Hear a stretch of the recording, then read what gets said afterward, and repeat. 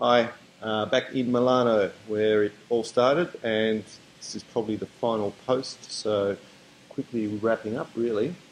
Been a pretty incredible 4 weeks or so. Today was a museum day.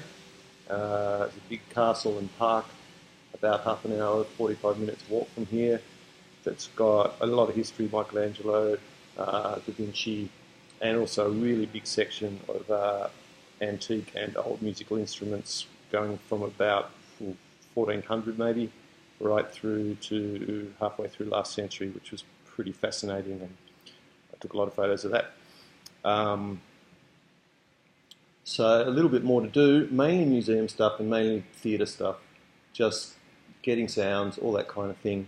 The Da Vinci thing is an odd part of the Russello tale that futurists very much said the past is irrelevant, is stupid, but there's a big link between Russello and Da Vinci to the extent of the musical theory. I wanted to do some writing about this in the blog, but really when each day comes along, I think maybe I'll do some writing, I end up going for, no, actually just get out on the street and record sounds and record vision, etc.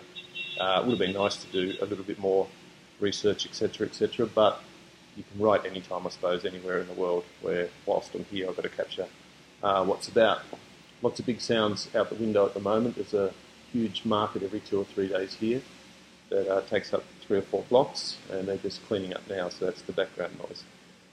But anyway, yeah, Russello rather, and Da Vinci, there's interesting links with musical theory. One of the things Russello really found uncomfortable about music of his day was the tradition of 12 semitones of even-tempered music. He was much more into the idea of the enharmonic, which, because he said, well, we can hear the notes in between C and C sharp. We recognise them, a child recognises them, everyone recognises them, yet we don't play them on a piano or anything else that's fixed pitch. So the Intonaramis would work in a portamento way where they would actually play right through to get to one note to the other. They actually had to go through all the microtones. Around the turn of the century and 1910s and 1920s, this idea of microtone stuff started to become more prominent, particularly on stringed instruments that aren't fixed pitch like violins, etc. And this just linked back to a lot of work that Da Vinci did himself, making instruments that were enharmonic. There's even theories that a lot of the reason why Russello didn't show the interior of his instruments more than, say, once was that he had a great debt to Leonardo, and a lot of what he'd done, and I can testify to this from building these machines, really came from early designs that Da Vinci did years before. So there is a big link, and the more it's explored, it becomes quite obvious that whilst the futurists had the manifesto of, burn the museums, etc., Leonardo kind of got a free pass. So I want to have a look at some original stuff of his. Russello also worked restoring The Last Supper when he first moved to Milan in 1901, so there's another link there. In about 48 hours, my partner arrives.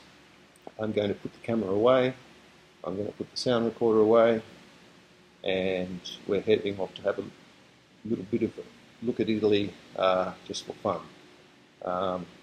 As I said, I wish I'd done a bit more writing, but on the positives, I've got gigabytes and gigabytes of stuff, met some really interesting people, which is out of my comfort zone, so it's been good to go, no, you need to meet people, you need to meet musicians, that language barrier is not that much of a problem, music's a common language, so that's been really satisfying as well.